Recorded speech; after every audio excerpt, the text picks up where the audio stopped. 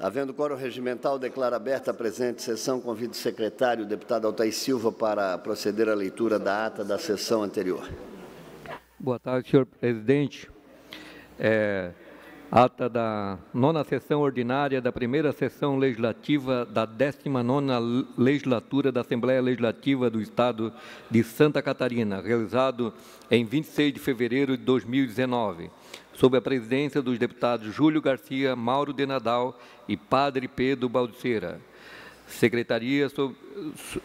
secretaria sob os deputados Laércio Schuster, Padre Pedro Balduceira e Nilson Berlanda.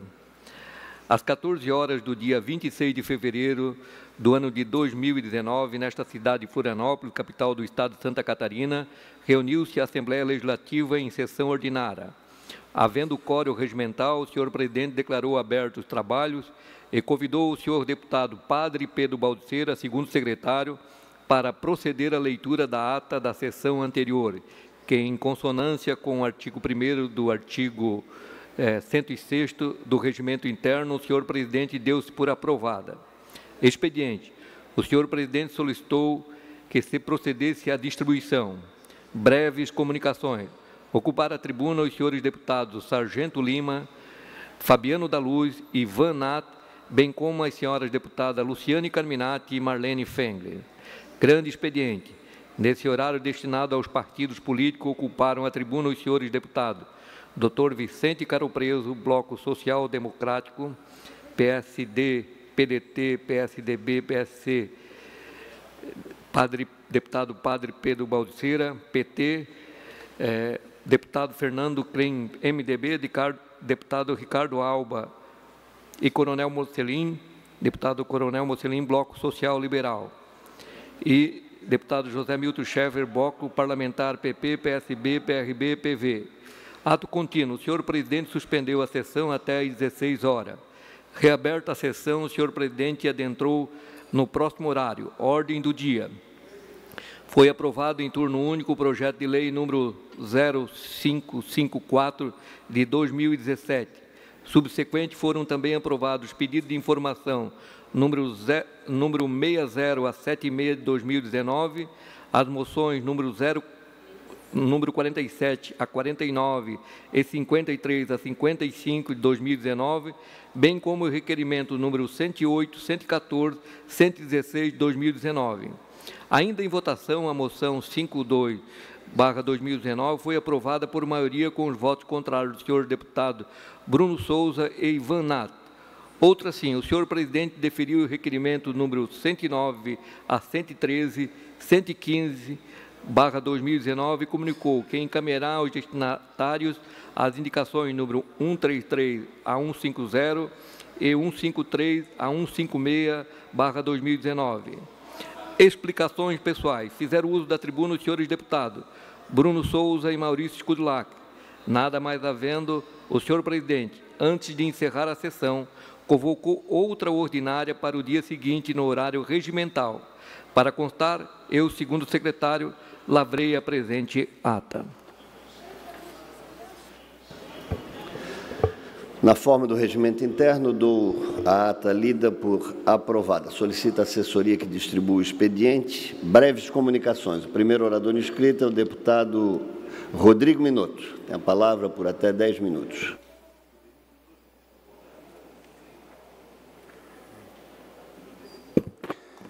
Boa tarde, senhor presidente, senhoras e senhores deputados, a todos que nos acompanham pela rádio digital, pela TVA. Eu venho a essa tribuna hoje, senhor presidente, para prestar uma homenagem, um agradecimento ao sistema FEComércio, especificamente ao SESC de Santa Catarina. Na última segunda-feira, nós tivemos dois grandes eventos na região sul. Um na cidade de Forquilinha e o outro na cidade de Criciúma, onde eu tive a honra de poder participar de dois atos importantes, que foi a inauguração de duas grandiosas obras do sistema FEComércio através do SESC.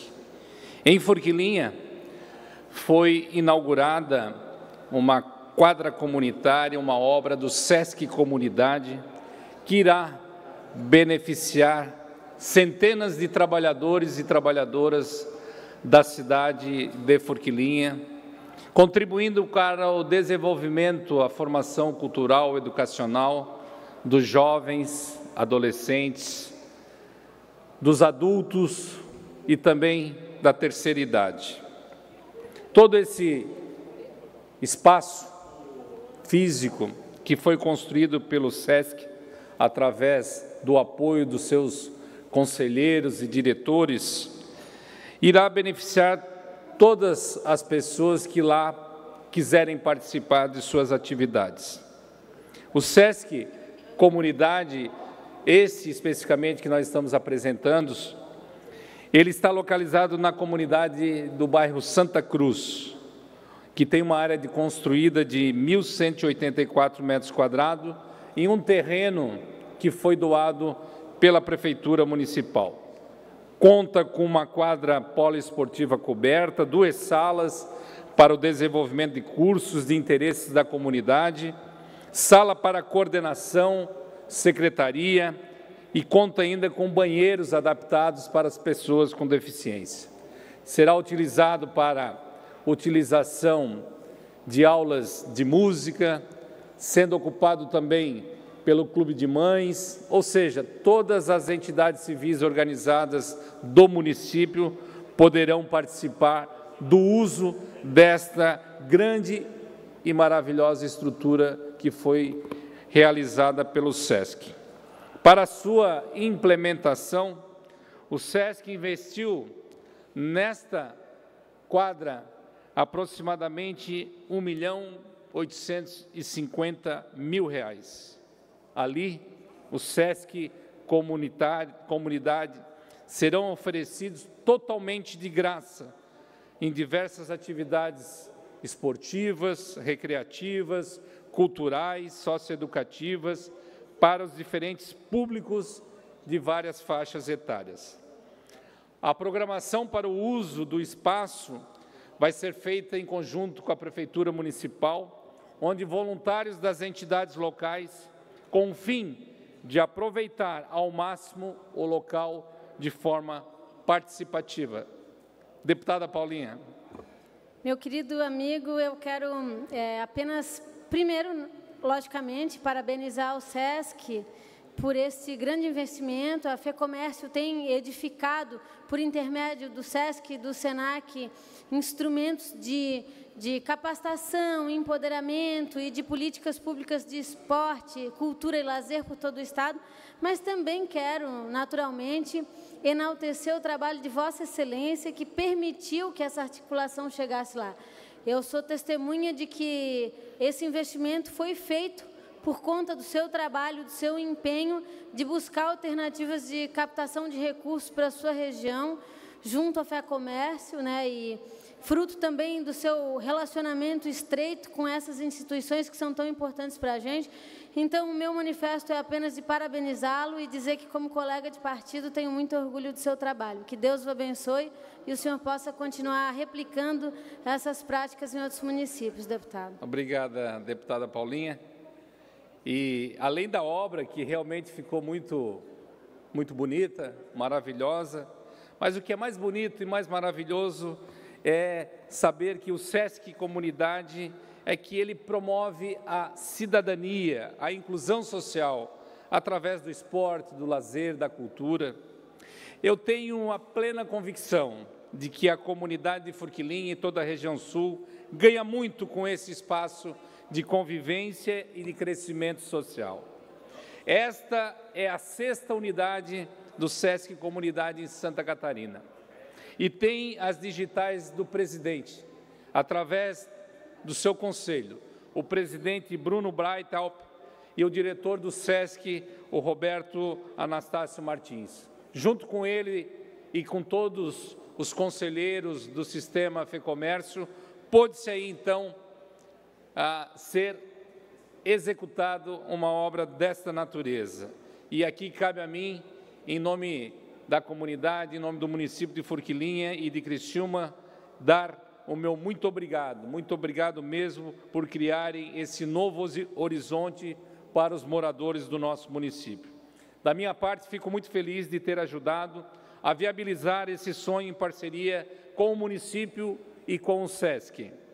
Ver nascer um empreendimento social desse porte nos deixa todos muito felizes. Ver crianças, adolescentes, adultos participando de atividades saudáveis que irão contribuir para o seu desenvolvimento humano, isto não tem preço. Quero aproveitar a oportunidade para parabenizar também a FEComércio e todo o sistema pela inauguração da ampliação e também a execução de uma nova quadra de esportes no município de Criciúma. Foram quase 8 milhões de reais investidos também nesta obra, na sua revitalização, na sua reestruturação, e pôde, com isso, dar oportunidade a várias e várias crianças se matricularem no SESC de Criciúma. Nesse conceito inovador, as salas de aulas receberam mobiliário inspirado no modelo de Singapura, no qual se baseia o ensino de matemática e ciências na rede de escolas da instituição. Conta com uma estrutura completa, com laboratórios para as atividades práticas, que atende os conteúdos de física, química, matemática, geografia, história e ciências naturais. E Cerebrum, a informática móvel, artes e aprendizagem. Salas climatizadas, quadra esportiva coberta, biblioteca, refeitório, área de convivência, playground e horta escolar. 2 grandes investimentos em educação e cidadania para transformar as vidas das pessoas. 2 grandes investimentos que foram realizados no sul do estado, especificamente em Forquilinha e em Criciúma. A educação é a transformação na vida das pessoas. E aqui o meu agradecimento mais uma vez a todos os atores que puderam contribuir para a execução dessas 2 grandes obras físicas, mas mais importante é o que sinaliza essa obra na transformação da vida das pessoas. Ao presidente Bruno e toda a sua equipe, os nossos sinceros agradecimentos e os nossos cumprimentos pela execução desse grande empreendimento no sul de Santa Catarina. Próximo orador inscrito é o deputado Maurício Scudilarchi. Tem a palavra.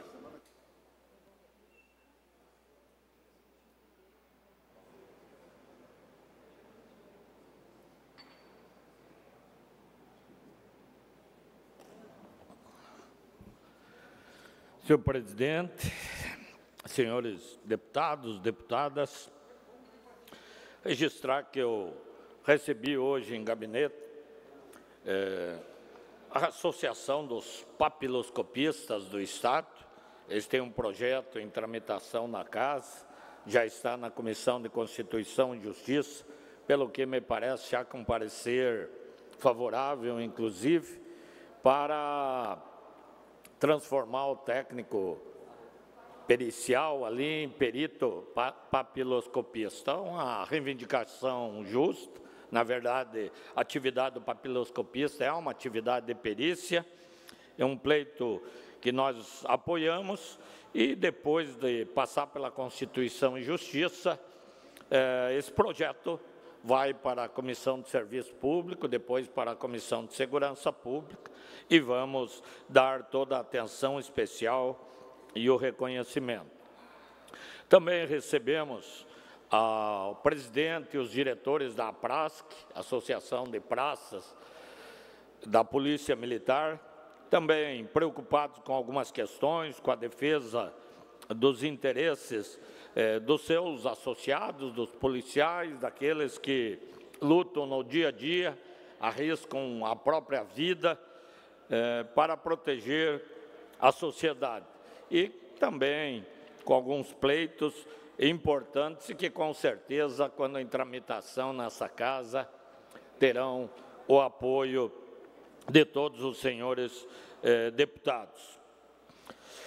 E eles preocupados também, os próprios representantes da PRASC, com a situação econômica do Estado.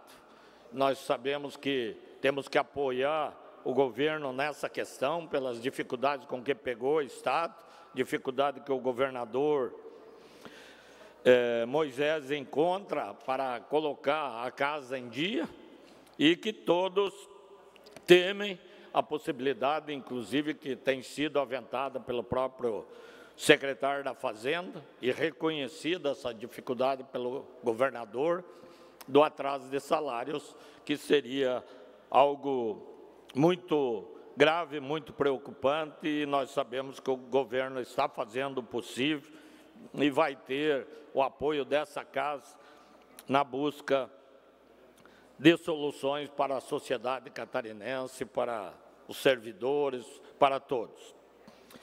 Daí eu estava com material que recebemos todos os dias, deputado Ismael, das câmaras de vereadores, e a gente falou aqui essa semana, ontem, inclusive, da questão da Celesc, que tem um cuidado para não tirar a Celesc, não pode o atendimento lá de Porto União, de Canoinhas, vir depender de Joinville, como não pode todo o extremo oeste, 34 municípios que pertencem à regional de São Miguel, depender de Chapecó. Chapecó já está muito centralizado.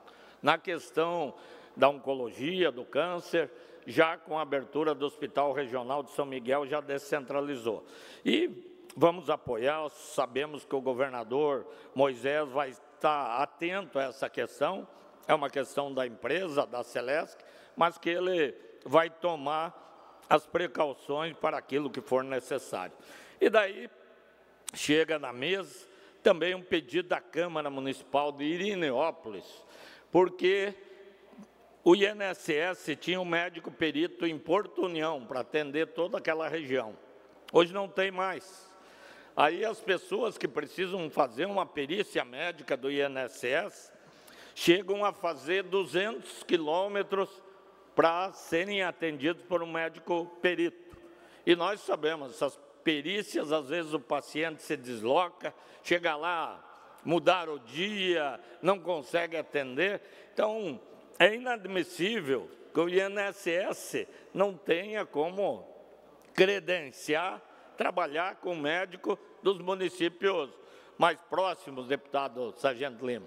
Então, o INSS tem que estudar essa questão, tem que achar solução. Pessoas se deslocando 200... Eu vejo paciente, às vezes, é o caso de paciente, que sai lá do extremo oeste, chega aqui, foi mudado. Não, não é mais hoje, tem que voltar outro dia, como se fosse no outro lado da rua.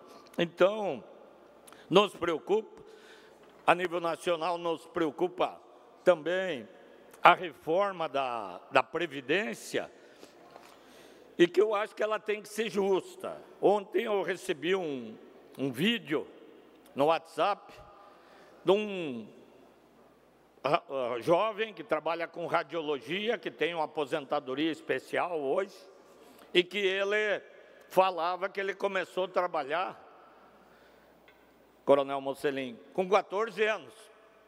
E ele está com 30 e poucos anos, já está com quase 20 anos de contribuição. Então, se ele for ter a mesma contribuição daquele jovem, filho do pai que não precisava que esse jovem trabalhasse, que ficou fazendo faculdade, surfando até 20 e poucos anos, que depois foi fazer especialização, que foi trabalhar com 30 e poucos anos, é diferente de quem precisa, para ajudar a sustentar a família, começa a trabalhar lá na adolescência já. Então, tem que ter essa diferença. Eu acho que tem que ter os critérios, a idade. Quando a Previdência estabeleceu os critérios, a nossa média de vida era de 45 anos. Hoje a nossa média, a média da população brasileira está nos 75 anos. Então, tem que ver, houve uma tendência, houve um aumento da nossa média de vida. Mas não podemos fazer um critério genérico para a aposentadoria, tratar todo mundo igual. Tem que tratar igual os iguais e desigualmente os desiguais.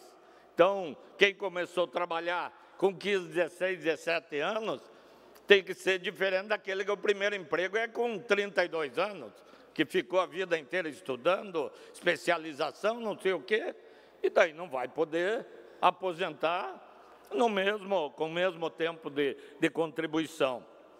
Mas o INSS, a Previdência, o país está quebrado. Daí hoje veio outro vídeo pela internet, e daí eu fui procurar, não sei se vai sair, vai andar, a CPI do BNDES, que tem que sair, que daí quando alguém vê o que o BNDES fez, o que o Lula fez, o que o Odebrecht fez, tá? Eu vi um carrinho velho lá na estrada, Lula livre. Se aquele cara, aquele cidadão, vê o que o Lula fez, ele vai pedir a prisão. Deu vontade de colocar ao lado do Lula livre ali o nome de algum outro condenado lá do PCC. Pô, o que o Lula fez com o Brasil é muito grave. No site do BNDES, quem quiser pode entrar, está lá. Os empréstimos e contratos que o BNDES fez com Angola, Argentina, Costa Rica, Cuba, Equador, Gana, Guatemala, Honduras, México, Moçambique, Paraguai, Peru, República Dominicana e Venezuela. Quem são os intervenientes nesses contratos? Normalmente é o Odebrecht. Daí eu imprimi um dos contratos, desses muitos aí. Esse contrato aqui é de Angola. Feito um contrato, Angola, com o BNDES e a interveniente Norberto Odebrecht. 2 bilhões de dólares. 2 bilhões de dólares. Aqui eu não consegui imprimir, são centenas de contratos, bilhões, milhões, e é tudo em dólares. Aí, para fazer a 470, pô, era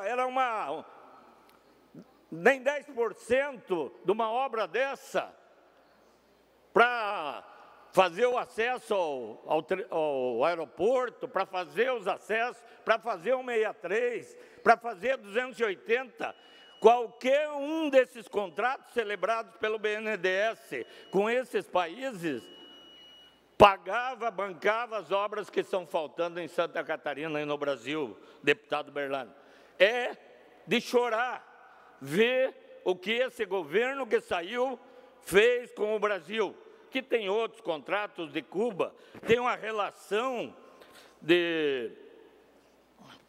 Um minuto, senhor presidente. Tem um minuto para concluir, deputado. Segunda etapa da Avenida Angola-Caluangue, construção da Via Expressa em Luanda, abastecimento de água, aeroporto internacional de Cotumbela, e assim vai. Isso aqui é tudo relação de obras feitas em outros países. Isso é casa de prisão perpétua, isso aí não está louco, leva para um presídio qualquer, não pode ter.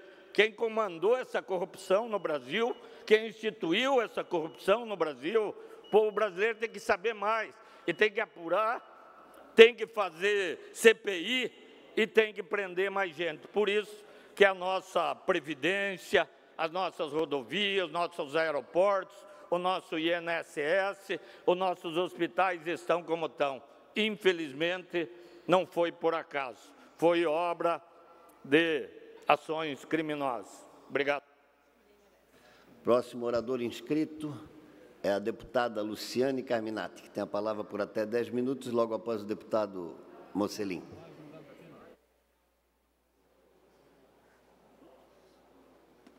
Boa tarde, deputados, deputadas, todos que acompanham esta sessão.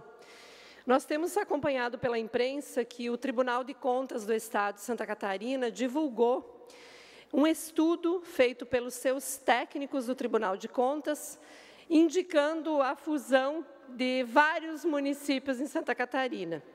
Pois bem, fiquei muito preocupada com este assunto, porque nós temos em Santa Catarina 105 municípios, dos 295 municípios, que têm menos de 5.000 habitantes, que seria o alvo, nesse estudo, por parte do Tribunal de Contas do Estado. Esse é um problema que, se a gente olhar a mídia estadual, tem abordado e tem perguntado para nós, parlamentares, deputado Ismael, o que nós pensamos disso. Confesso que, e quero deixar bem claro minha posição aqui, respeito muito o estudo elaborado, mas creio que é extremamente complexo esse apontamento que o Tribunal de Contas faz, tendo em vista que os municípios não querem voltar aos municípios-mãe, porque quando estavam nos municípios-mãe, eram abandonados pelo município-mãe. É por isso que se criou tantos municípios em Santa Catarina. Então, nós precisamos discutir o problema, mas também a solução, sem que esta solução seja construída sem ouvir o cidadão lá de cada município. Então, eu quero apresentar aqui alguns estudos que o Tribunal de Contas tem apontado, então, sobre a emancipação dos municípios, né, faz uma análise dos impactos econômicos e da fragmentação do território. Esse estudo é de 2017, tem 123 páginas, traz um panorama, dados, comparações, o Tribunal indica a fusão dos municípios com menos de 5.000 habitantes, pois, segundo o Tribunal, se tornariam inviáveis. São 295 municípios, um dado aqui apresentado nesse estudo, que o fundo de participação dos municípios corresponde à metade da receita total do município, com menos de 3.000 habitantes, e a 40% nas cidades entre 3 e 5. Isso tudo somado ICMS, IPI e PVA, nós temos a dependência desses impostos, chegando ao patamar de 80%, então, da arrecadação advinda totalmente desses impostos. O que podemos concluir é que praticamente não tem receita própria aos municípios, eles têm receitas transferidas. Quais são as consequências das emancipações? Ela pode ser considerada uma solução viável para melhorar a situação fiscal e o serviço público, essa é uma pergunta, e também é possível estabelecer uma quantidade de população adequada para se pensar a gestão e o uso do recurso. Esse é outro questionamento. Então, as municipalizações, elas aconteceram com mais ênfase na década de 50, 60 e 90, né? E que não tem ainda um consenso sobre o tamanho ideal de um município, mas há consenso, segundo o tribunal, de que os municípios com menos de 5.000 habitantes, eles carecem de condições de receber significantes responsabilidades públicas. Eu encontro muitos prefeitos, deputados, que dizem assim: nós temos as mesmas responsabilidades que os municípios maiores, né? Seja no tocante ao quadro técnico, à exigência de concurso público, da Câmara de Vereadores, do Poder Executivo. No entanto, nós não temos receita suficiente para dar conta disso tudo. Aqui alguns dados, então, que mostram a evolução, né, no número de municípios. Vocês podem verificar que na década de 90 foi o período que mais cresceu o número de municípios em Santa Catarina. Entre 90 e 2012, então, foram protocolados 28 pedidos de emancipação, e nesse período apenas Pescaria Brava, que foi desmembrado de Laguna, e Rincão, que foi desmembrado de Sara, foram contemplados. Em 30 anos, o número de municípios com menos de 5.000 habitantes saltou de 34 para 108. Os 10% de municípios mais populosos de Santa Catarina abrigam mais de 60% da população do estado. Então, fazendo esse comparativo, né, nós temos uma população muito concentrada ainda em poucos municípios, né? Aqui, quanto menor o município, maior a dependência do FPM, está dado aqui nesse dado, vocês podem ver, de 0 a 3 mil habitantes, o equivalente à média de 0,488, quase 0,5. Agora você pega acima de 100 mil habitantes, municípios maiores de Santa Catarina, 0,090. Então, menor município mais FPM. Essa é o grande nó que os nossos prefeitos têm tido para administrar gestões públicas. Muitos municípios estão abaixo da população por lei. Temos o caso aqui de Tigrinhos e Flor do Sertão, que foram desmembrados de maravilha. Em 2015, tinham esse número de habitantes, mas não chegariam ao mínimo exigido na época, né? Que era 3 mil, depois 5 mil.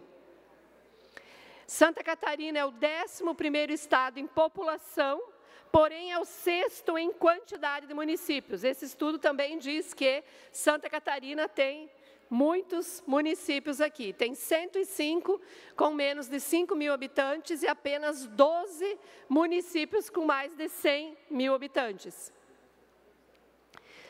As considerações sobre esse estudo, e aqui eu quero chamar a atenção dos nobres colegas.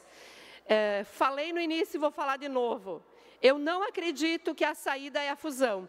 Eu fico imaginando como é que eu vou chegar lá, deputado Altair, né, para o município de Nova Itaberaba, que é nossa vizinha lá, e dizer para eles, vocês vão voltar a pertencer a Chapecó. Vai dar guerra, né, porque tem toda uma estrutura, uma logística, uma construção já territorial que aconteceu a partir desse desmembramento. Agora, o que o Tribunal de Contas aponta, e eu acho que nesse aspecto a gente precisa aprofundar esse debate, é como que nós ajudamos a aumentar a receita dos municípios, né? Para que as políticas públicas tenham efetividade e funcionem. Então, nós precisamos levantar mais recursos, né? Precisamos discutir um custo per capita que de fato seja adequado à garantia dos serviços, maior capacidade de arrecadação fiscal e de aprimoramento técnico, né? Então, tem alguns programas que são exigidos a esses municípios e os prefeitos dizem, por que eu tenho que ter tanta gente para tocar esses programas? Esse é um dilema que está colocado. Perda da identidade cultural. Se você juntar agora os municípios, fizer a fusão, a primeira reação, acho que é do sentimento de pertencimento. É você dizer, bom, agora nós não temos mais importância. Então, tem uma relação da identidade cultural construída dos pequenos municípios. Tem uma outra questão, que é a dificuldade de acesso a serviços públicos concentrados nos grandes centros. Eu vou trazer um exemplo aqui, Prefeitura de São Domingos. Eu acompanho muito aquela prefeitura. O atendimento à saúde que a nossa prefeita Eliezer garante lá em São Domingos, em Chapecó, que é um grande centro, nós não temos a garantia nos bairros. Por quê? Porque aumentou muito a população e as unidades de saúde e os centros de saúde não conseguem suprir os exames, consultas, especialistas, como esse município menor consegue. Então, isso também precisa ser colocado na mesa e discutido. E também, é claro, a questão do desemprego, né? Na medida em que a prefeitura também, ela movimenta a economia local e é um agente de geração de emprego. Não é responsável, acho que não é essa a questão central, mas isso também contribui. Pode passar. Então, após a Constituição de 88, 96 municípios foram emancipados em Santa Catarina, desmembrados de 66 municípios, destes, 38 hoje possuem população menor que 20 mil habitantes. Então, pode passar? Então, alguns dados aqui e as conclusões. Geral aqui para vocês. A situação de muitos municípios é delicada devido a essa dependência, né, dos recursos estaduais e federais. A indicação de criações de leis para incentivo e fusão de município é o que o tribunal está dizendo, não é o que eu concordo, e que nós teríamos que ter hoje um aporte de 1 bilhão de reais para manter a atual distribuição dos municípios, atendendo à Constituição brasileira. E aqui nós temos que aprofundar, nós temos que discutir as exigências tributárias aos municípios de porte menor, como eu falei, pensar a gestão dos municípios e ampliar os recursos do governo estadual, né, Um minuto, presidente. Obrigada, querido. Ampliar o investimento do governo estadual no desenvolvimento regional, pensando, inclusive, mais consórcios, né, para os municípios poderem dar conta dos serviços de alta e média complexidade. Em comparação com as cidades maiores, avaliar a qualidade da gestão, né? As grandes arrecadam mais, mas aplicam melhor o recurso público? Fica esse questionamento. Após a emancipação, a qualidade de vida da população e os serviços públicos estão melhores ou piores? É essencial, portanto, aprofundarmos o debate sobre este estudo do Tribunal de Contas. Por isso, nós já apresentamos um requerimento na comissão de Finanças, mas acredito que assuntos municipalistas deve tratar, então, deste assunto. Obrigada, presidente. Tem a palavra o próximo orador inscrito, o deputado Coronel Mocelin.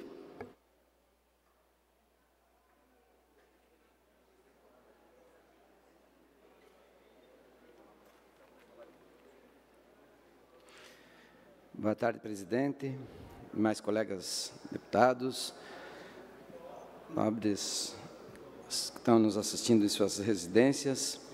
Acho que está na hora da gente vir aqui também falar de coisas boas, né? A gente tá muito pesado, às vezes, o clima, e eu quero trazer aqui hoje um trabalho que é desenvolvido pela Segurança Pública, de 4 de outubro, e esse ano vai até dia 11 de março, que foi prorrogado por quase um mês, a Operação Veraneio.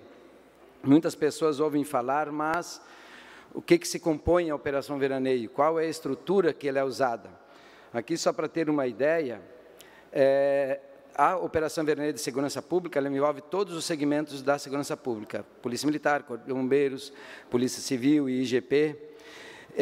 E eu vou me ater mais na área do Corpo de Bombeiros Militar, porque é onde eu trabalhei 36 anos, eu consegui captar os dados, e é o que mais é envolvida durante a Operação Veraneio. Eu comecei a trabalhar na Operação Veraneio em 86, na primeira temporada. Hoje, atualmente, a segurança pública ela está envolvendo de 9 mil profissionais da segurança pública, em torno de mais 1.700 guarda-vidas civis. E esse modelo que a gente utiliza hoje, com a parceria da comunidade, ele está servindo de modelo para o Brasil todo. Para terem uma ideia, quando eu comecei a trabalhar em 86, nós tínhamos em torno de 300 guarda-vidas. Até 97 foi esse modelo, era só guarda-vidas militares, e já chegamos a ter 70, 80 mortes por afogamento numa temporada. Ano a ano a gente vem conseguindo reduzir o número de mortes, graças ao modelo que é treinamento de pessoas da comunidade. Todos os anos a gente forma em torno de 500 guarda-vidas novos, e eles são pagos por dia, uma diária que eles recebem, é um modelo do serviço voluntário, e eles recebem uma diária para trabalhar como guarda-vidas durante a temporada. São estudantes, são pessoas, pescadores, que nesse período de verão eles apoiam o Corpo de Bombeiros Militar.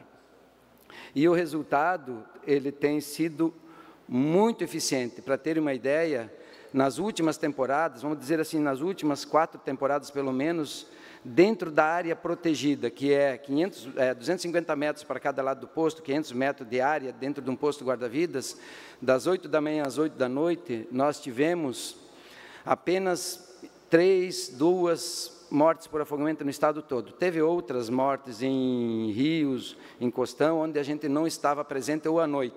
Então, esse trabalho, nós tivemos uma redução de mais de 80% dessas mortes por afogamento. O que está aparecendo ali é um outro projeto que nós temos na área da segurança pública, do Corpo de Bombeiros Militar, que é chamado Praias Acessíveis, ou Acessibilidade. Esse trabalho, nós começamos já há alguns anos, e pessoas que estavam há mais de 20 anos sem conseguirem entrar no mar para se banhar, para se divertirem, terem um contato com água salgada. Só este ano, só essa temporada, nós tivemos 1.328 pessoas atendidas, ao exemplo dessa senhora, que o guarda-vidas faz junto com esses projetos, com parceiros nossos, no projeto de acessibilidade das praias. Nós também, na área do projeto Golfinho, que está aqui, nós criamos esse serviço em 98. Eu fui coordenador desse projeto quase 20 anos. Nós formamos, por ano, em média de 6.000 crianças, sobre os cuidados com a praia, porque a gente diz assim, ó, ninguém vai para a praia para se afogar, ninguém vai para a praia se sofrer um acidente. Todas as pessoas que vão para a praia, eles vão para se divertirem. E esse trabalho com as crianças é uma conscientização sobre os riscos associados ao banho de mar, sobre cidadania, meio ambiente, sobre qual é o ponto da praia que ele é mais perigoso. E essa semente que está sendo plantada, nós já acredito que são mais de 100.000 crianças, só essa última temporada, até agora, já foram atendidas 6.225 crianças no projeto Golfinho, onde ele recebe uma camiseta, um bonezinho, uma cartilha e um certificado de conclusão. São em torno de 4 ou 5 dias, sobre esses cuidados com o mar. E essa semente eles já estão plantando por seus pais, seus colegas, até seus filhos, que já há mais de 20 anos que nós temos esse projeto, que eu acho que é importante a sociedade saber, e todo verão, em maioria das nossas praias catarinenses. Ainda sobre a Operação Veraneio em si, só dá uma seguradinha, sobre a Operação Veraneio em si, nós atendemos, na última temporada, mais de 3.000 salvamentos. Nós fizemos mais de 3.000 salvamentos. Parece muito, mas não é. Já tivemos temporada com mais de 10.000 salvamentos. E nós estamos reduzindo ano a ano o número de salvamentos na praia, graças a um trabalho que a gente chama de prevenção. Essa temporada foram mais de 5 milhões de prevenções realizadas. O que é uma prevenção? É orientar as banhistas que estão em locais perigosos para que eles se afastem e tomem banho em local seguro.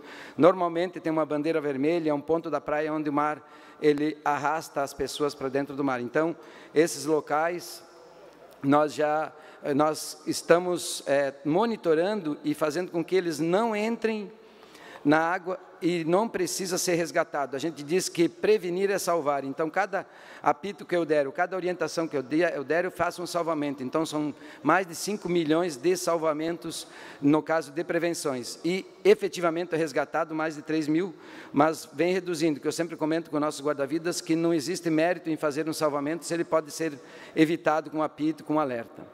Isso, dá para passar outra? Eu quero também, para finalizar aqui, comentar sobre a atuação do Corpo de Bombeiros Militar de Santa Catarina na operação de Brumadinho. Nós já mandamos para lá mais de 40 profissionais nossos. Nós temos chamado forças-tarefa, que são bombeiros militares, e o binômio, que é o cão, e o bombeiro que treina esse cão. Nós somos referências nacional no treinamento de cães de resgates. Em Xanxerê, normalmente, são feitos os cursos lá para o Brasil todo, e nós temos os cães com maior pontuação no nível nacional e da América do Sul. Só um cão, que esse que aparece aí, tem o cão Hunter, com o bombeiro militar Fumagalli. Ele conseguiu identificar lá em Brumadinho 6 vítimas que resgataram, porque o cão ele tem mais de 1000 vezes o olfato mais eficiente do que o ser humano. Então, ele consegue detectar, mesmo soterrado, vítima de soterramento e até pessoas submersas.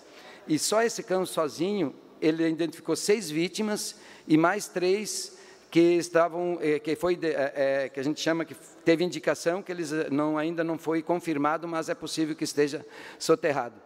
Então, vejam o trabalho, a importância desse trabalho que não existia no Corpo de Bombeiros Militar até 7, 8 anos atrás, e ano a ano a gente vem intensificando, pessoas perdidas na mata, pessoas idosas, pessoas que têm Alzheimer, deficientes mentais, que se perdem, e o cão, basta cheirar uma vestimenta dessa pessoa, em questão de poucos minutos, em meia hora, às vezes, ele já consegue encontrar. Então, eu quero destacar e parabenizar o Corpo de Bombeiros Militar, a Segurança Pública, por esse trabalho que vem fazendo, tanto lá em Brumadinho com a identificação das vítimas, encontro, né, das vítimas, e todo o trabalho da Operação Veraneio, que é digno de elogio e de referência no nosso país e da América do Sul. Eu fui por muitos anos presidente da Sociedade Brasileira de Salvamento Aquático, e Santa Catarina é referência nessa área, tanto no Brasil e o Brasil a nível mundial. Então, quero parabenizar aqui e deixar todo esse meu registro. Obrigado a todos, pessoal.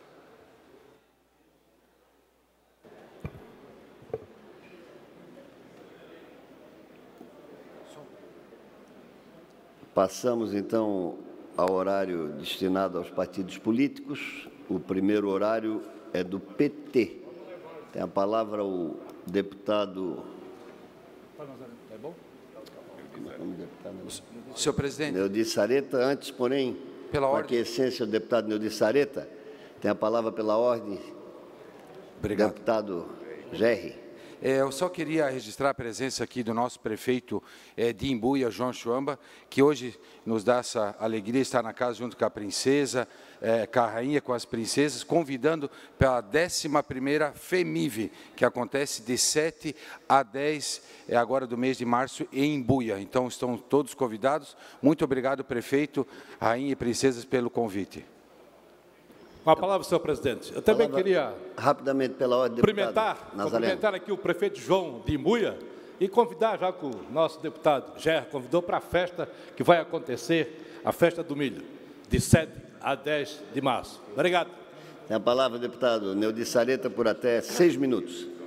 Senhor presidente, senhores deputados, senhoras deputadas, estimados catarinenses que acompanham esta sessão, eu retorno a essa tribuna, já fiz isso diversas vezes, inclusive já nesse ano falamos nesses assuntos, que é o problema das nossas rodovias. Só nesse período de fevereiro já apresentei mais de 18 proposições aqui tratando sobre esse assunto e sobre a questão da revitalização das rodovias. Nesse último final de semana, na sexta-feira, estive também em Porto União, Matos Costa, Calmão, Caçador, e um dos objetivos foi verificar em loco a questão das rodovias, especificamente lá da rodovia 135. Essa rodovia 135, ali onde nós vemos essas fotos, entre Matos Costa e Porto União, vejam, os senhores e as senhoras, em que estado se encontra. Iniciou ali uma revitalização e parou. Essa situação da rodovia, que é chamada Estrada da Amizade, encontra-se em casos realmente lamentáveis. Houve, inclusive, em maio do ano passado, o Ministério Público de Santa Catarina entrou com um procedimento na Justiça da Comarca de Porto União, pedindo cumprimento provisório de uma sentença de uma ação civil pública que obrigava o governo do Estado a promover as melhorias. Depois iniciou a obra e estas imagens aí são da última sexta-feira, para os senhores e as senhoras terem ideia de como se encontra essa rodovia. Eu trago esses exemplos dessa rodovia, mas não é só, são outras, e eu quero ressaltar mais uma vez o caso aqui da rodovia da SC 283, ela inicia ali em Concórdia, vai até lá Itapiranga, do extremo oeste, mas de forma muito especial o trecho de Concórdia a Chapecó, passa ali por Ceará, já tenho dito aqui nessa tribuna, a região dos frigoríficos, é uma rodovia que não tem acostamento, não tem 1 metro de terceira faixa ali, e é uma obra que precisa ser feita com urgência. Então, nesse plano que nós estamos reivindicando, que o governador possa apresentar de recuperação das rodovias, já que o governador está iniciando agora, deputado Sérgio, que possa, de fato, contemplar essa rodovia como uma das prioridades. Agora, esse plano, ele precisa ser feito imediatamente e logo colocado em prática. Nós sabemos das dificuldades financeiras, sabemos que não tem dinheiro de sobra, mas sabemos também que sem infraestrutura esse Estado não se desenvolve, a segurança passa por aí dos motoristas, dos caminhões, dos ônibus, e esta questão das rodovias nos faz apelarmos para que esse plano seja feito com urgência. E no caso específico lá da SC 135, há uma empresa, inclusive, contratada, ali tem que ver qual é a burocracia que está emperrando para a obra ter paralisado, e ela está nessa situação que trouxe aqui as imagens para os senhores e as senhoras observar. Portanto, o nosso pedido, a nossa solicitação, mais uma vez, para que saia o quanto antes possível um plano de recuperação das nossas rodovias estaduais. Obrigado, senhor presidente. Próximo horário é do MDB. Consulto os senhores deputados, quem fará uso da palavra. Não havendo orador inscrito, próximo horário é do Bloco Social Liberal, PSL, PR.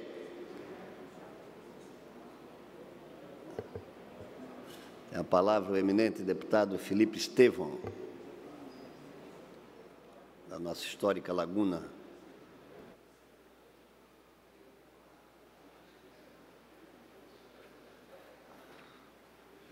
Muito boa tarde, senhor presidente, boa tarde aos nobres deputados, colegas de trabalho.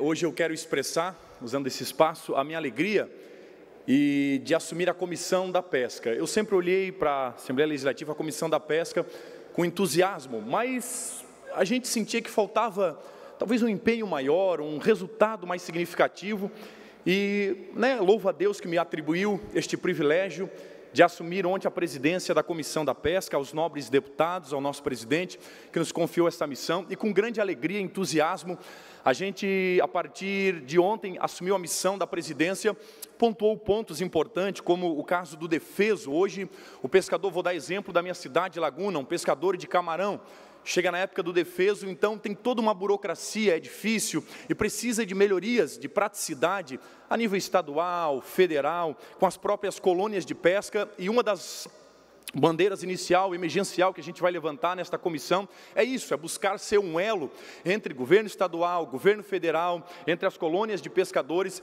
para gerar mais praticidade, que o pescador comum, que às vezes não tem instrução dos pormenores, dos caminhos, possa então de forma mais prática acessar e ter os seus direitos, que é no caso do defeso, tem do camarão, tem da anchova, tem do bagre. Então a gente quer fomentar a questão do defeso.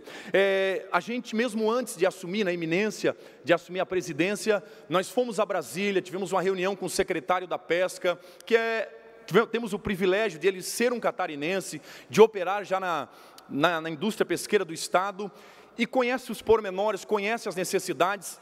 Levantamos uma pauta ali muito importante, que é o terminal pesqueiro de Laguna, senhor presidente. São 19 empresas que usam o terminal pesqueiro de Laguna, e hoje não tem CIF, não tem SIM e não tem CI, portanto um terminal grande, que tem toda uma estrutura bonita para receber os barcos. São 19 empresas que estão descarregando ou no Rio Grande do Sul, ou em Itajaí, que também já está sucateado, não consegue mais atender toda a demanda. Então, a maioria dos barcos desce ao Rio Grande do Sul. Então, imagina o custo para as 19 empresas que tem em Laguna, que tem que deslocar os seus caminhões até Rio Grande do Sul. Então, a gente também foi a Brasília com esta missão. O secretário nos recebeu, demos início ali aos trabalhos para que o terminal pesqueiro de Laguna volte ao normal, volte a receber os barcos, volte a descarregar os pescados e fomentar. O maior projeto social para nosso estado de Santa Catarina é a geração de emprego e de renda, e somente esse terminal pesqueiro em Laguna, numa parceria público-privada, nós acreditamos que pode gerar 1.500 empregos, cerca de 2 anos de um trabalho sério, íntegro, e que possa, através dessa indústria, fomentar toda a economia da Murel.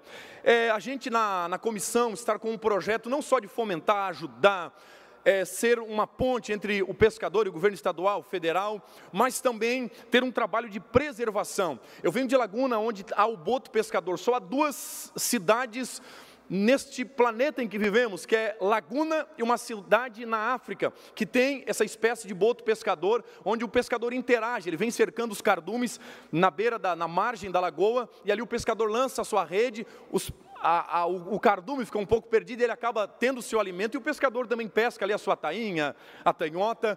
e, porém, Laguna sofre um grave problema, que esses animais estão ameaçados de extinção. Esses botos, eles respiram na superfície, e quando ali as redes, que são clandestinas, estão sendo colocadas na boca do rio Tubarão, esses animais ficam malhados nessa rede, não conseguem subir para respirar, então tem um índice de mortalidade assustador nos últimos anos. Nesta comissão a gente também quer fomentar esse trabalho de preservação, a gente está ali estudando, fazer uma força-tarefa em defesa do boto pescador. Então, é com grande entusiasmo que a gente assume essa presidência da Comissão da Pesca, buscando fazer dessa comissão, na comissão, um trabalho diferenciado, um trabalho, fazer com que a comissão também ganhe evidência aqui na casa, entre as demais comissões. E eu acredito que não vai faltar força de vontade para a gente fazer um grande trabalho à frente dessa comissão da pesca. No demais, eu agradeço ao nosso presidente, aos nobres colegas que têm nos confiado esta missão, e que a gente possa construir a Santa Catarina que a gente merece. Eu quero, né, ser um tijolinho na construção desse novo estado, nesse novo tempo, e eu quero ajudar, trabalhando com todo o empenho à frente desta comissão. Muito obrigado. Próximo horário é destinado ao bloco parlamentar PP, PSB, PRB e PV. Tem a palavra no início do horário o deputado Sérgio Mota, posteriormente o deputado Altair Silva.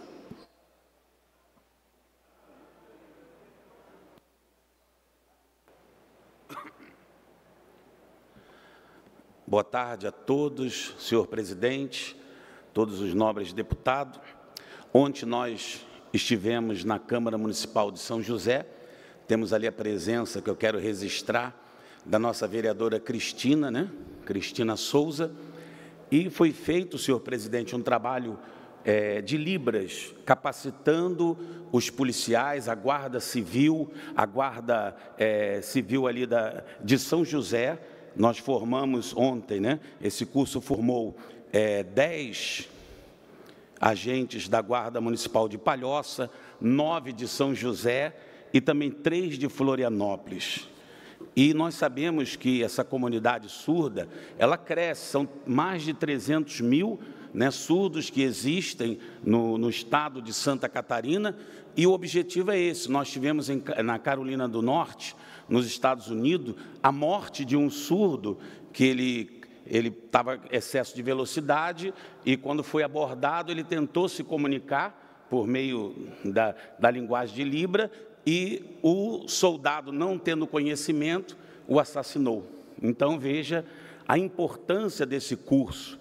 E eu quero parabenizar, né, a nossa vereadora Cristina por esse curso, e queremos que se estenda, né, em todas as áreas de saúde, né? Recebemos, às vezes, o hospital recebe pessoas, né, surdas, e às vezes não tem como se comunicar. Ali teve o registro, no momento, de uma guarda municipal que se deparou com uma pessoa surda e, no momento, não teve como se comunicar com ela. Ela tinha perdido seus documentos, né, uma chave, queria se comunicar, né, vereadora? E, ali, naquele momento, ela teve dificuldade. Então, quero parabenizar e quero colocar essa casa, o nosso gabinete, à disposição da comunidade surda e dizer que nós vamos trabalhar para que esse curso se estenda. Tivemos com o comandante-geral da Polícia Militar, para que ele possa, porque em Florianópolis nós vamos começar esse curso. Polícia Militar só foi formado uma policial, né, em São José. Então, nós queremos ampliar isso, senhor presidente, para ajudar a comunidade surda. Então, muito obrigado, parabéns à vereadora por esse trabalho, que Deus abençoe a todos. Tem a palavra o deputado Altair Silva.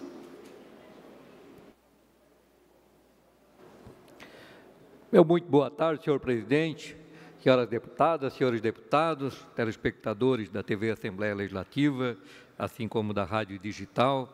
Venho à tribuna na tarde desta quarta-feira para falar de importante evento que tive a oportunidade de participar na cidade de Palmas, no Tocantins, da UPM, a União Parlamentar do Mercosul, até então presidida pelo colega deputado Rodrigo Minotto, aqui de Santa Catarina, que passou a ser o presidente do Conselho Consultivo, e o deputado Léo Barbosa, do estado do Tocantins, um jovem, assumiu a UPM para o próximo mandato. E eu tive a oportunidade de ser um dos vice-presidentes que também compõem a chapa para fazermos cada vez mais uma integração entre os blocos parlamentares do Mercosul e também em trabalho em conjunto com a UNALE, e por isso nós ficamos muito satisfeitos com a oportunidade de trabalho lá, de integração, interação, e com certeza vamos ter o Mercosul Cidadão. A cidade de Chapecó é uma das cidades sediadas que pode vir a sediar esse importante evento do Mercosul, e foi muito produtivo a nossa ida lá. Eu quero também aproveitar que ontem estive no dia de campo da Coopercampo, na cidade de Campos Novos, que é um dos maiores dias de campo realizado pelas cooperativas. Estava eu lá, o deputado Sopelso, o deputado Titon, representando a Assembleia Legislativa, e eu especialmente, que tenho uma ligação muito forte com o agronegócio, sou oriundo do setor produtivo catarinense, estive lá representando, em conjunto com os deputados Sopelsa e Titon, nesse grande evento, que inclusive conta com mais de 150 expositores, né, muito bem organizada o Dia de Campo, que é uma feira realizada pela cooperativa Coopercampos, e a expectativa de visitantes para esse ano de 2019 é de aproximadamente 14 mil pessoas. Portanto, é um evento que tem também a integração entre os países do Mercosul. Estava lá delegações da Argentina e do Paraguai, prefeito da região, produtores, suinicultores, e à tarde teve o Fórum Mais Milho, que é um fórum produzido pelo Canal Rural, onde ele visa buscar soluções para o abastecimento do milho em Santa Catarina, já que Santa Catarina produz apenas metade do milho, não chega nem a metade, bem, do milho que é necessário para manter o nosso abastecimento interno. Embora esse ano nós tivemos avanço muito produtivo na área do milho, com um aumento da produção e da produtividade na safra da ordem de 11,4%, significa que nós devemos colher esse ano 2,8 milhões de toneladas. E entre as regiões que mais se destacam é exatamente a região de Campos Novos, Curitibanos, que teve um acréscimo da área plantada, e por isso nós vamos aumentar essa produtividade. Aumentamos a área plantada nessa região da ordem de 57%, o que significa que nós vamos ter uma produtividade maior do milho, que é o grande combustível, é o grande motor da economia de Santa Catarina. É um milho que mantém os empregos e toda a movimentação econômica do sistema agroindustrial estabelecido em Santa Catarina, sendo que a região de Xanxerê, próxima a Chapecó, onde residimos, é a região que mais produz milho de Santa Catarina, tanto é que lá nós temos uma feira chamada FEME, focada especificamente na cultura do milho, pela importância que ela representa para a economia catarinense. Pois bem, dois grandes importantes eventos, né, estavam lá a vice-governadora, Daniela Raine, assim como o secretário da Agricultura, o Ricardo Gouveia, comprometidos com a causa do agronegócio. Mas o ponto que mais chamou a atenção lá de todas as falas é a apreensão que foi colocada em cima do setor com as alterações das líquidas do ICMS proposta com os decretos assinados no final do governo passado. A apreensão que o setor vive. Para ter um exemplo, a suinicultura, deputado Júlio Garcia, tanto no Rio Grande do Sul como no Paraná, é taxada com o ICMS em 6%. Né? O ICMS do Rio Grande do Sul é 6% e do Paraná também. Como que Santa Catarina, a suinicultura, pode sobreviver com um ICMS de 17%? É impossível. Nós somos o segundo maior produtor de carne suína do Brasil, estamos hoje um pouquinho já atrás do Paraná, mas nós lideramos as exportações de carne suína para o mundo inteiro. Nós somos o estado que mais exportamos proteína de origem animal, derivado do suíno, do Brasil para o mundo. Portanto, é imprescindível que nós encontremos uma solução bem rápida para a crise que se aproxima, né? Por incrível que pareça, a data é dia 1º de abril, mas a apreensão é muito grande do setor, porque se nós não encontrarmos uma solução antes, o setor do agronegócio, o setor não só da suinocultura, como da avicultura, bovinocultura de leite, nós vamos encontrar grandes dificuldades. Aliás, o agronegócio vive desafios muito grandes e nós podemos ter como base a matéria que estava aqui sendo levantada da importação do leite e a taxa antidumping, né? Muita gente acha que a taxa antidumping é, na verdade, uma taxa apenas para proteger o mercado interno. Claro, ela tem essa finalidade, mas a taxa antidumping, ela foi criada exatamente para que os países, principalmente da União Europeia, Nova Zelândia, que produzem o leite altamente subsidiado, ou seja, com subsídio direto do governo, e o seu excedente, ele tem condições de colocar no mercado internacional abaixo dos seus preços de custo, o que praticamente nós, tirando a taxa antidumping, nós inviabilizamos a bovinocultura leiteira em Santa Catarina. Por isso, o governo federal precisa agir rápido, não só no leite, mas nós temos uma cultura extremamente importante, duas culturas extremamente importantes para a economia de Santa Catarina, que é o caso do alho. E o alho, todos os anos, ou é da Espanha, ou é da China, vem aquela enxurrada de alho que vem para afetar o mercado nacional, né? Não vem para regular o preço para o consumidor, ela vem exatamente no momento para prejudicar o produtor de alho. E com isso nós temos tido muitos produtores, tanto de alho como de cebola, praticamente que inviabilizados, e com isso nós dependemos muito da importação. Por isso nós defendemos também que haja, inclusive a Organização Mundial do Comércio, deputado Júlio, orientou para que o Brasil tenha uma sobretaxa de 19% sobre o alho fresco ou refrigerado. Isso para manter o equilíbrio da competitividade interna. Então, outro produto que precisa olhar com muita atenção, porque os brasileiros precisam saber, por exemplo, que um dente de alho roxo nacional, que é o alho produzido aqui no Brasil, ele tem um sabor, e tem quantidade de nutrientes superiores a 5 dentes de alho chinês.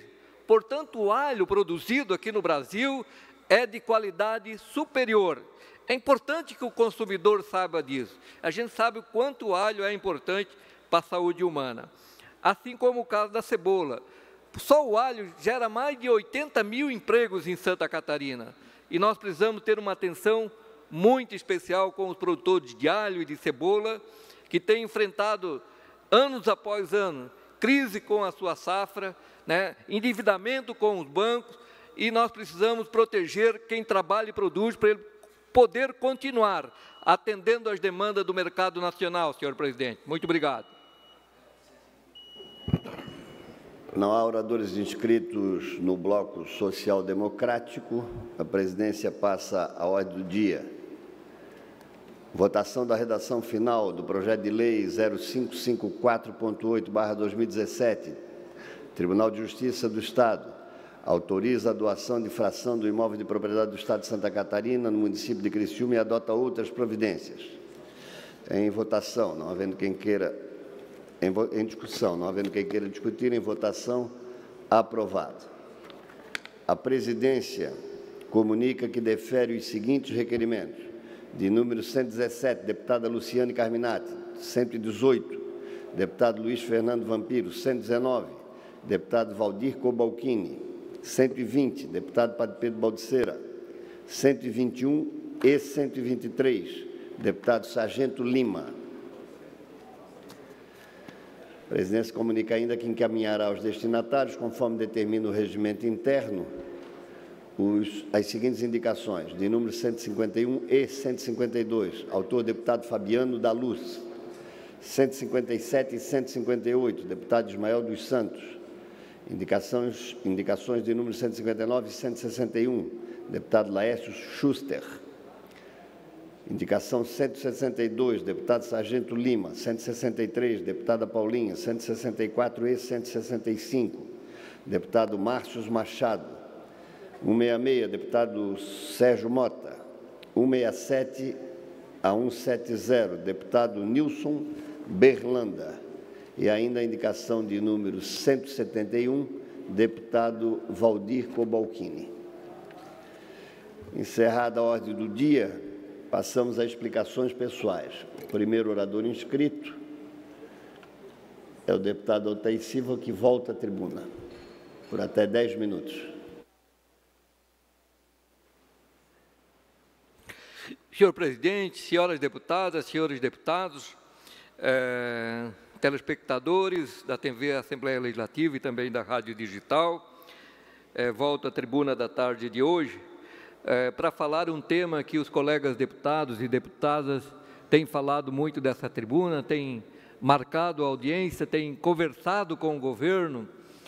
Deputado, temos trabalhado essa bandeira que é a recuperação das rodovias catarinenses.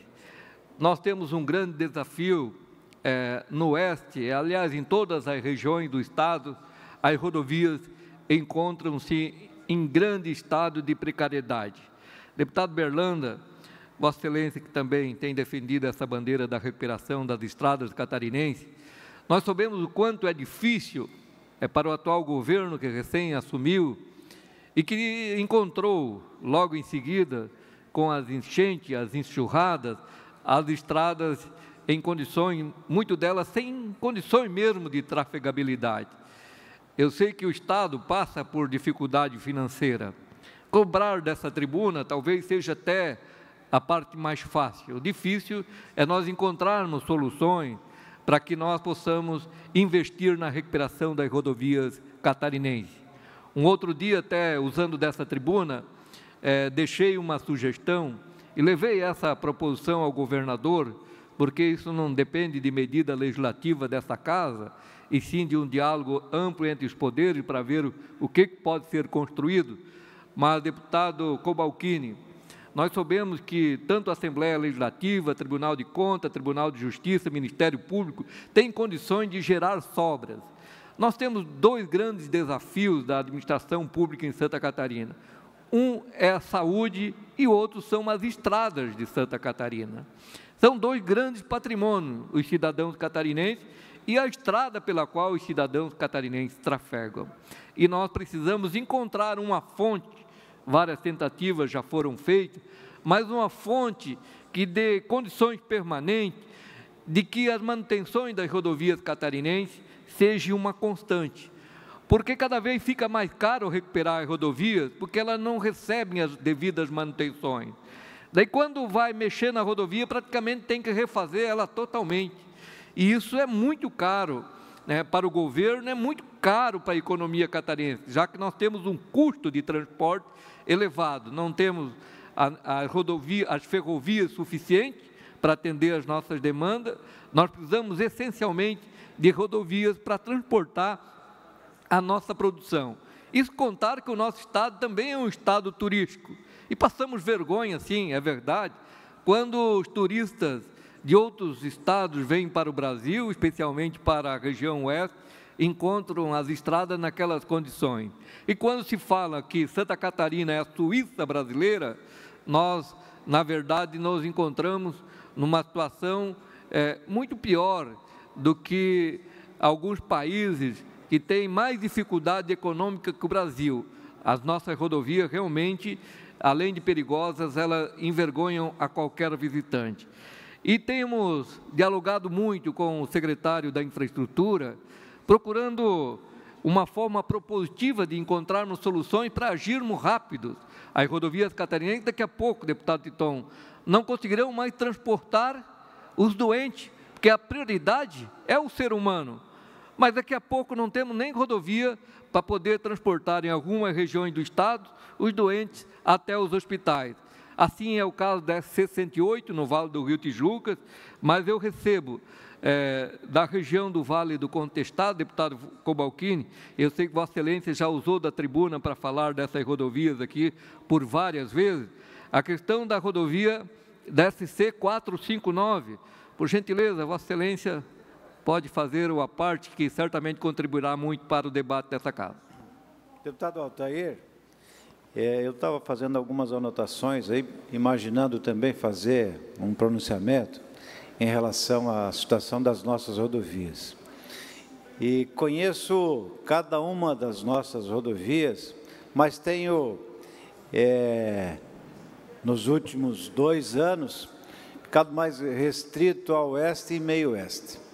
E alguns trechos estão deploráveis, sem nenhuma condição de segurança, sem nenhum tipo de manutenção, até porque não resolve mais fazer tapa-buracos. Toda enxurrada que vem logo em seguida, os buracos estão novamente abertos. E é preciso que se tenha, presidente Júlio Garcia, uma política de Estado para cuidar do seu patrimônio. Deputado Berlanda, um dos patrimônios principais do Estado de Santa Catarina, construído há mais de 50, 60 anos, por onde passam as nossas riquezas, a nossa produção, por onde passa aqueles que vêm de outros estados, de outros países, em direção ao litoral de Santa Catarina. Isso nos constrange, isso nos envergonha, e nós temos buscado, inclusive, dar instrumentos ao Poder Executivo para suprir essa deficiência, dificuldade que tem hoje. Por exemplo, nós apresentamos e foi aprovado um projeto de lei, o governador sancionou, portanto, é lei, que destina 10% do IPVA que nós pagamos, destina 10% para a manutenção das rodovias. Isso é uma obrigação do governo, não é nenhum favor que faz para a sociedade. Não este governador, não o último governador, de todos, isso é uma obrigação do Estado. Agora, estou protocolando um projeto de lei hoje, e aliás um substitutivo a um projeto que eu apresentei, dando destino às multas que são aplicadas nas nossas rodovias, para que parte desses recursos também sejam aplicados na manutenção das nossas rodovias, porque não há a informação para onde, deputado Altair, esses recursos estão sendo investidos. E eu quero me somar ao seu pronunciamento, à sua preocupação, à sua bandeira. Também passei pela Secretaria de Infraestrutura e sofremos pela falta de recursos, pela falta de fonte permanente para que se tenha uma política de manutenção das nossas rodovias. Estamos juntos nessa briga. Eu, na próxima semana, vou apresentar aqui no telão uma série de rodovias totalmente esburacadas. É preciso que a gente enfrente esse problema.